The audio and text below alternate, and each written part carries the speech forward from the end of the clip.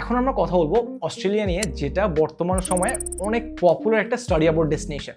রাফলি আপনাকে 15 থেকে 20 লাখ টাকার মতো বাজেট রাখতে হবে। অস্ট্রেলিয়া হচ্ছে আমাদের আজকের লিস্টের সবচেয়ে এক্সপেন্সিভ, কিন্তু অ্যাট দ্য সেম টাইম আপনার একটা অ্যাডভান্টেজও আছে, সেটা হচ্ছে আপনি extra hours part time job করতে পারবেন, যেটার মাধ্যমে আপনি আপনার লিভিং কস্টে একটা বড় পোর্শন কভার করতে পারবেন।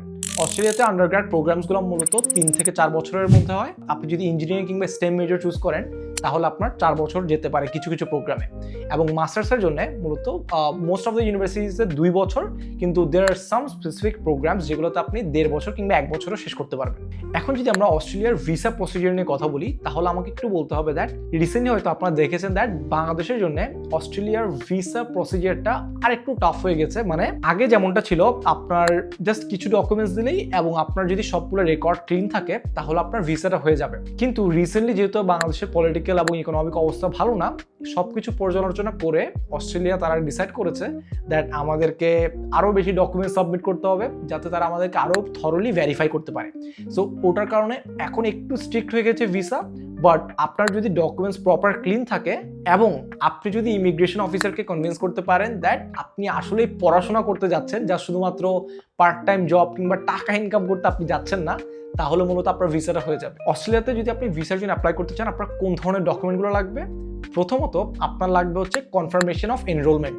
এটা আপনি পাবেন কিভাবে? এটা যখন আপনি ইউনিভার্সিটিতে এনরোলমেন্ট করে ফেলবেন, আপনাকে হয়তো একটা মিনিমাম একটা ফি দিতে হবে। সেই ফিটা দেওয়ার পর আপনি যখন এনরোলমেন্ট করে ফেলবেন, তারা আপনাকে একটা এনরোলমেন্ট লেটার দিবে। সেই এনরোলমেন্ট লেটারটা কিন্তু আপনাকে অবশ্যই ক্যারি করতে হবে যখন আপনি ভিসার জন্য অ্যাপ্লাই করেন। এখন যদি আমরা অস্ট্রেলিয়াতে স্কলারশিপ অপরচুনিটি নিয়ে কথা বলি, তাহলে আন্ডার গ্র্যাডের জন্য স্কলারশিপ নাই বললেই চলে, কিন্তু পোস্ট গ্র্যাডের জন্য আপনার অনেকগুলো গভর্নমেন্ট ফান্ডেড স্কলারশিপ আছে কিংবা গভর্নমেন্ট ফান্ডেড অ্যাওয়ার্ডস আছে, যেগুলোর মাধ্যমে আপনি সেই স্কলারশিপগুলো কিংবা অ্যাওয়ার্ডগুলো আপনি পেতে পারেন। বাট আপনাকে এটাও বলতে হবে দ্যাট এই স্কলারশিপগুলো কিন্তু হাইলি কম্পিটিটিভ। সো আপনাকে মেক শিওর করতে হবে যখন আপনি অ্যাপ্লাই করছেন আপনার প্রোফাইলটা ওই লেভেলের কম্পিটিটিভ, এবং আপনি অ্যাটলিস্ট আর্লি অ্যাপ্লাই করছেন যখনই অ্যাপ্লাই করছেন, যাতে আপনি ক্রাউড থেকে যেন নিজেকে সেপারেট করতে পারেন।